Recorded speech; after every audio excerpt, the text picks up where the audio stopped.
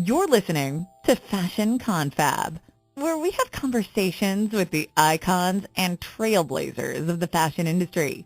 So today we have Joan Lefkowitz of Accessory Brainstorms.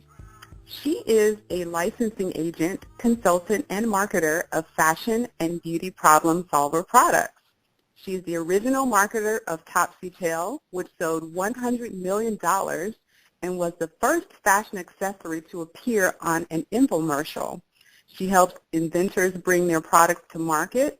She sells to mail order catalogs, TV shopping programs, and direct response TV companies, and teaches inventors how to get their products to market. I am excited to talk to Joan today. She is obviously very accomplished, and she's going to be able to share with us some good information about how she can actually help you if you are in the fashion industry. And she just has specialized skills that I think she can share with others that might want to get into her field.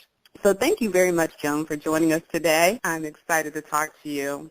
You are in New York right now. Are you a native of New York? Yes, I am. I'm Brooklyn born and bred. Okay, I like that. I like that. You're from New York, and your office in New York. Do you have offices in other locations? No, our showrooms are based in New York City in the Fashion Accessory Building at 389 Fifth Avenue. You're listening to Fashion Confab. Tell us a little bit about your background, maybe your education, just kind of how you got into this business. Well, I think I got in through the back door because this was my second career. I started out as a teacher, as a high school and college teacher, and I taught public speaking and speech arts. And I have a bachelor's degree and a master's degree in communications and theater arts.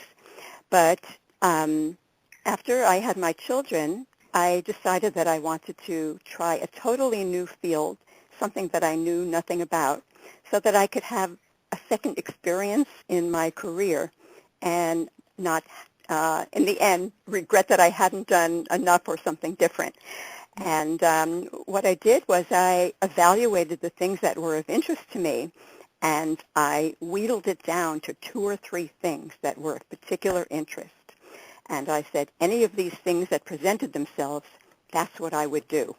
And that's how I got started. But there were some early seeds planted that led me in the direction of these types of products that I handle. Okay. And everyone knows Topsy-Tail, I remember it. And so I'm excited to talk to you about that product in particular. How did you come about working with Topsy-Tail? Well, it's actually an interesting story.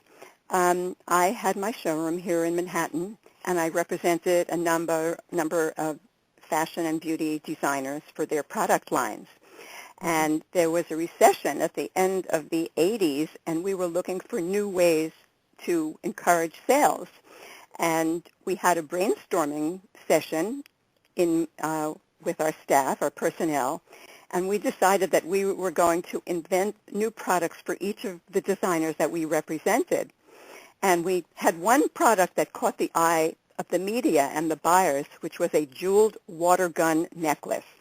And many people got wind of this product, and it started selling like crazy. So when the woman from Topsy-Tail, Jemima Edmark, came to New York looking for a sales rep, our trade publication Accessories Magazine pointed her in our direction, telling her that we are interested in very innovative products.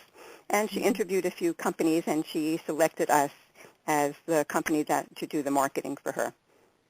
Okay. So you took that product and you negotiated a deal where they were the first fashion accessory to appear on an infomercial. Well, actually, she had already created that deal. Okay. That was before I started working with direct response TV companies. That was back in the early 90s. She created that deal, but my company did the marketing to department stores and catalogs and other categories of retail. Okay. And you've been coined the title, the mother of invention. Yes. And I thought that was really neat. I kind of gave you a title myself. Can't wait to hear that one. I'm a big Shark Tank fan, so when I read your bio and I just, did some research on you, I thought, you know what, I think she's like the original Shark Tank. Like you are the person who started this whole, taking an invention and actually selling it. What are your thoughts about that? Do you watch Shark Tank? Well, my thoughts about it are that, yeah, indeed, we did start in the early 90s, and Shark Tank is a thing of the present and the last few years. But interestingly enough, I recently co-authored a book called Successful Inventing, and Barbara Corcoran of Shark Tank gave it an excellent review. That's great. The exact name of the book is Secrets of Successful Inventing. Okay. And the book obviously gives you tips about inventing. Do you have any tips that you'd like to share with us today? Well, many people come up with inventions. I think most human beings have creative minds, and they are creating ideas and things all the time. But a real inventor will take the time to figure out how to either make the invention or get it made, and find out if it's worth making at all, and do a great deal of research to get the first steps done in the inventing process. And people think if they have a great idea, they're going to make a lot of money. It's not the case at all. The case is that people have to work very hard and very systematically to get an invention made and into the marketplace. And in the book, I'm one of several authors. Each one of us has written a chapter in a different area of inventing and getting the product to market. In the case of myself, I did the chapter on licensing. You're listening to Fashion Confab. Did you have any experience before you got into this business around licensing? I had no experience whatsoever. I never so much as sold a raffle or babysat for money.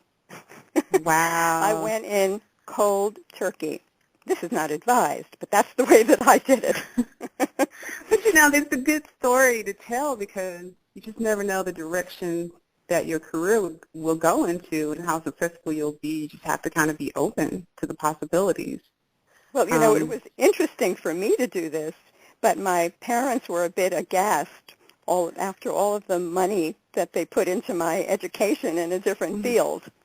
But after I got going, they saw my passion for it and the types of things products that I was working with, and and then eventually they confirmed that it was a great thing. Okay. So tell us, what are your plans, or what's going on right now in your business that we should know about, and what's the direction of your business?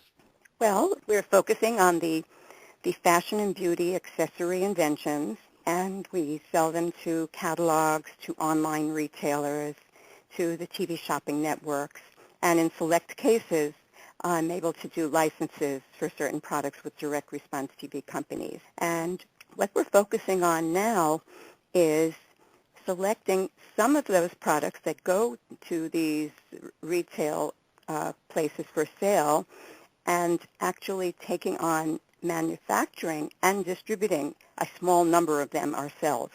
Okay. And in the cases of, in other cases, if the product is not manufactured, I try to connect the invention with an appropriate manufacturer who will license the product from the inventor, manufacture it, and distribute it through their channels. Wow. Well, you must be a very busy lady. I know there are so many people that want to license products, and there are fashion lines coming out every day that want your support. So how does someone get in touch with you? I know that they can reach you by email or something like that, but do you accept every product, or do you go through a process of determining if it's worth your time or not? Well, on our website, which is accessorybrainstorms.com, we have a questionnaire, and the person who wants to submit the invention needs to answer the questions on the questionnaire, and then if it is something of interest to us, we will contact the party. Okay. And that's the best way, because that way we get to know something about the product and the individual, and to see if it's something that's at the stage where we can handle it. Okay. Yeah. I mean, I get emails for my business all day about, different lines of clothing being started. I guess that's another thing that we could talk about briefly. What's your take on the business of fashion today? I mean, as opposed to the way it was probably maybe 20 years ago. You know, it is really very different because when I started out in the business in the beginning of the 80s, a company could sell their products to many different kinds of retailers. And there were lots and lots of small businesses and boutiques throughout the United States. But as time went on, there were a lot of mergers, and with the various recessions, many of the small stores went out of business or were bought up by bigger stores. And even the different department store chains got bought up and were conglomerated into just a few. So there are so few ways to do business now that it is more difficult now to get an innovative product out there. And the other side of that coin is that retailers do not want to buy from a company that has one or two products because they don't want to bother doing the paperwork to be working with a vendor that doesn't have a lot to offer them. So it is more difficult for the independent designer now to get their product out there. Okay. Yeah, I think that's certainly true from my experience. So that's why we work with companies like yours that are specialized. You sort of have the relationships and know how to go about taking a product to being successful in the marketplace. That's one of the reasons why we started focusing on selling to mail-order catalog in the early 90s, because there were so many small store closings and even department store closings that we wanted to go a different route, and that was a very strong route at that time, I mean, as is online sales now. But the catalogs, the majority of the catalogs have both their books that they send out in the mail as well as their online presence. So that's the direction that we go with. Okay. So let's talk about you personally. Tell me what or who inspires you. Who inspires me now or who inspired me originally? Oh, I guess we could talk about both because okay, well, you've accomplished a lot. There was one particular part of my life when I was a teenager that my mother influenced me, and I didn't know it until it all came out in this business. Living in New York City, there was a lot of excitement around me and places to go and things to do.